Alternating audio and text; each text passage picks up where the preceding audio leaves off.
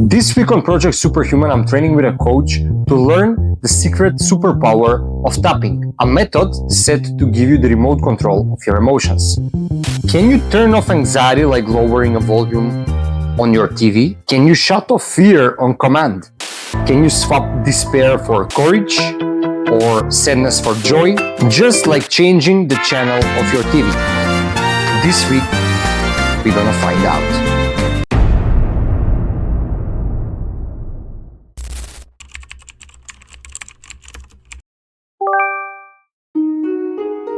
Ever since childhood, my grandfather opened my mind to the mysterious world of energy. He was a doctor, an acupuncturist, and an author who wrote many books about the secrets of energy and how it flows through our body. He told me the body is like a living map, with invisible highways called meridians. Along these highways, energy, or chi, travels, fueling every organ, every cell, every thought. When these highways are clear, energy flows freely, and we feel alive, calm, and balanced. But when they're blocked, it's like a traffic jam in the system. Stress builds, emotions get stuck, and even the body begins to break down. For thousands of years, practices like acupuncture and acupressure have been used to tap into these points, like hidden switches on the body, to restore the flow. And today, through tapping, we can learn to access these very same meridians ourselves with just our fingertips. It's like holding the remote control, not just for your emotions, but for your entire state of being. You can also reprogram the way your body responds to past events. Imagine replacing the emotional alarm attached to a memory the same way you change the notification sound on your phone. The event stays, but the feeling changes. And this week, I'm training with Coach TAMMY to learn exactly this skill, emotional tapping. Hey TAMMY, can you hear me? Yeah, how about me? I can hear you perfectly. Just let me see if it's... Yeah. So, a reoccurring emotion that usually happens most often for me is anxiety throughout the day and throughout the days. So I feel it more in the abdomen area and down solar plexus and abdomen area. So I've noticed this is kind of like a reoccurring emotion. And also another one is irritation and anger. So these are kind of the two prevalent emotions that are happening every day almost, and in a different periods of the day. Okay, well, you're making my job very easy because those would be some of the questions that I would be asking. You might feel the solar plexus, the abdomen. Do any specific thoughts pop up or secondary emotions that you end up finding like, oh, and then I kind of laid off into this? I guess it's accompanied with worry and kind of like, I wouldn't say overthinking because it's just a worry. It's just trying to find what can be wrong and overthinking different scenarios that might go wrong. So yeah, I can say overthinking and worry. Okay, and so it's like some of the like what Could be if- also fear, a little bit like a shade of it in the background. So Okay, and some of those like what ifs kind of thing, like with the overthinking, like, oh, but what if it goes this way? yeah, what if something bad happens? What if already happened? Just this dread of waiting to just see if something wrong happened. I don't know. Okay, and then for just a moment, that word dread, if you clue into that word, and as an emotion, dread, allow your body to feel this sense of dread. What is that like?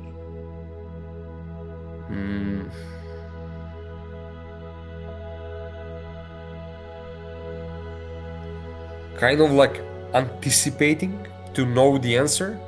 It's sensing in this area of the body. I don't know if you can see. So from here, from the solar plexus to down, it's feeling like some storm inside, like a tingling sensation. Okay. Yeah, because that's a pretty strong word to use, feeling wise, dread. Not that doesn't come up all that often, but that's kind of dread. That's Presence of a little bit of fear and a little bit of anxiety, and you don't know the answer, but you wait for the answer to either relieve you or tell you that something bad happened. So this, that's how I can describe. okay. I mean, obviously we could talk about like what you've done so far and all these, but you've had a lot of, ahas already because you can formulate this stuff really easily and connect with your body, which is a really big deal. So I'd like to just teach you two different techniques that you can use. One that's a little quicker, one that takes a little bit more time, but doesn't have to be super time intensive, but just to see which you're feeling like in that moment.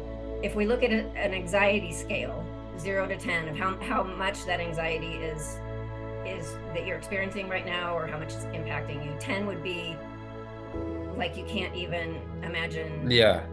Not and having 1 it. would be the lowest. Yeah. Well, and 0 would be like anxiety. What's anxiety? Yeah. You know. I would say in this around moment.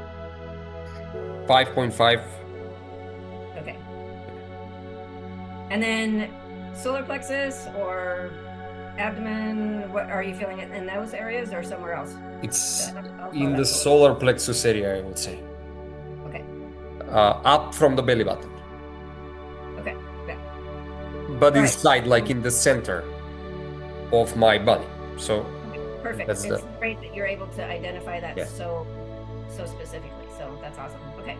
So for this technique, just the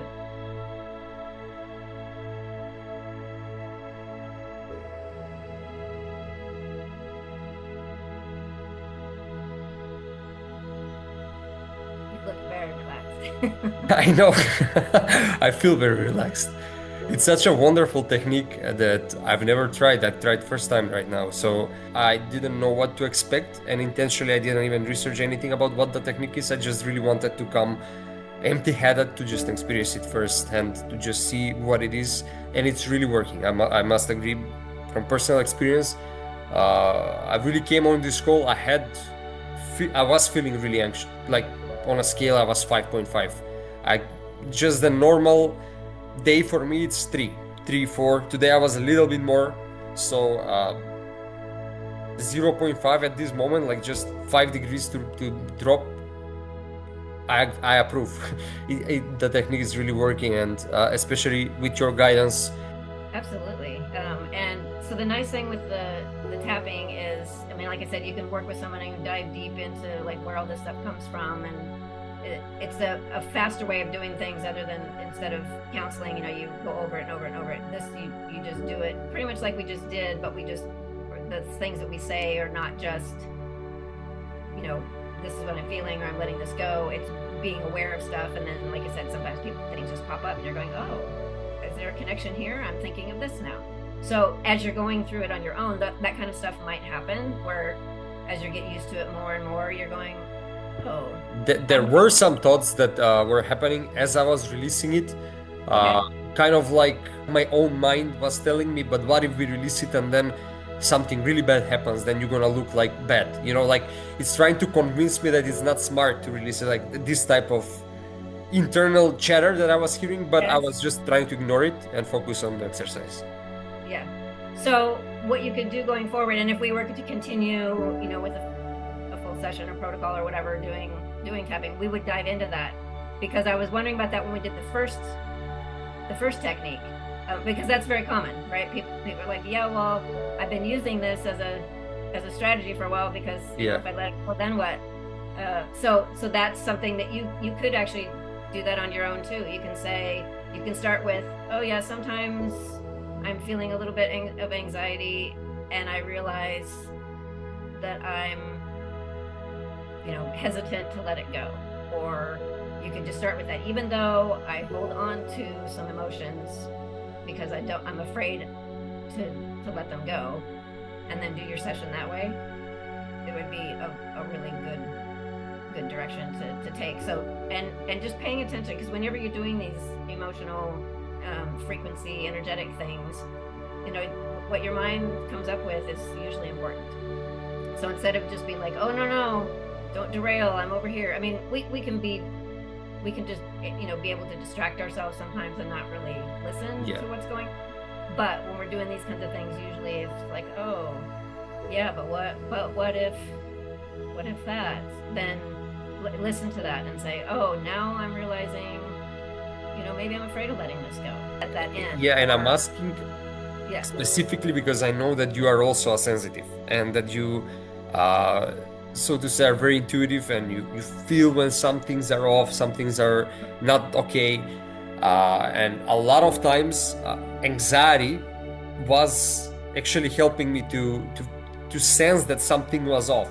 Something, it was kind of like pointing in the right direction. So right now I have a little bit of fear to completely release it, because I'm like, but if you completely release it, then you're completely blind. What if it's really trying to tell you something? So I notice in me that I have a fear of actually getting rid of anxiety completely, because I feel it's part of my internal guidance system that's pointing me towards the right thing. So yeah. Yeah. So you're really in tune with your body, right? So one thing that you could do is, I'm like, I just realized my voice got louder because I'm all excited now to have you. I struck a chord. Yeah. If you were to say, okay, I have this very real fear letting this go because I don't want to lose my sensitivity. I don't want to miss things, however you want to phrase that. So seeing if you can shift from anxiety to a gatekeeper, like a trigger that would be, like, instead of feeling anxiety, in this way, what I would like to feel instead is just a little butterfly, or just a little, like some, like I'll get little chills on sometimes my whole body, but like across your shoulders or something like that, something that you would not immediately think, oh, I hate when this happens, or wow, I feel this so much throughout the day and it's not okay, or I don't like it. Something that would be okay, as just a little indicator, like, oh, pay attention. What would that be? And so think about what would be okay for you, as like just your little, like, oh, hey, pay attention, your little flag. And then give yourself permission, and you could even try that through the tappings, like, oh, this is my tendency to blah blah blah. I'm choosing to shift that now to, whatever, like little tingles around my neck, or tingles in my hands, or whatever it is that you would say, oh, that's a good marker, that if I ever feel that, that's my indication that I need to pay attention, that something's up. So basically, change the notification sound. Yes, exactly. Thank you so much, Tammy. I really respect you for taking time off your day and showing these brilliant and super effective techniques with me, and also with everybody who's watching. Have a wonderful day, and yeah, let's see what I can do. You see, emotions color your reality. They literally shape the world you live in. An example, watch a romantic comedy in one room and it feels light and safe, but watch a horror in that exact same room and suddenly it becomes a place you can't even sleep in. Same room, nothing changed, but your emotion. Tapping is like learning how to change the color of your reality on demand. Every single day, I used to carry this invisible weight, anxiety. It wasn't just in the big moments, it was in the small ones too. Like a background noise, like your refrigerator hum that you kind of forget it's there, but it's always there. But when I began tapping, something shifted. Instead of that anxiety controlling me, I found a way to soften it, to lower its intensity. Moments where I used to feel shy, I can now approach with curiosity. Situations that once froze me, I now lean into with willingness and courage. Now I have the remote control, let's say. It's in my hands and I can change the color of my reality on demand. In week 8 of my journey, I uncovered something I wasn't expecting. My most prevalent emotion during each day was anxiety, by far. Today I realized that anxiety is not just a message, it's a coping mechanism. And on some level, I was afraid to let it go, because part of me believed it was protecting me, warning me when something might be wrong. That opened a new door. What if the very thing that I thought was holding me back was also a hidden ally that I just didn't understand or did not know how to relate with? There's something deeper here, and in the next episodes, I will try to uncover what that really means. But for now, this is a wrap-up of World 3.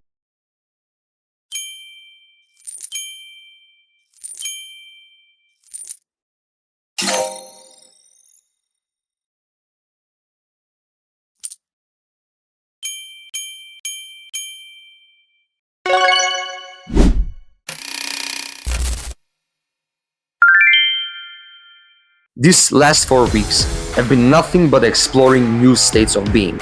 Be that a lucid state when you can actually shape the world of your dreams on demand, flow state where you can actually enhance your cognitive abilities to become a genius, or the state of balance where you actually use the superpower of breath to come back into the state of serenity within, and finally a higher emotional state of being by having the remote control of your life. Till now it has been fun, but right now the real game begins. And in the next weeks, oh boy, you have no idea what's coming.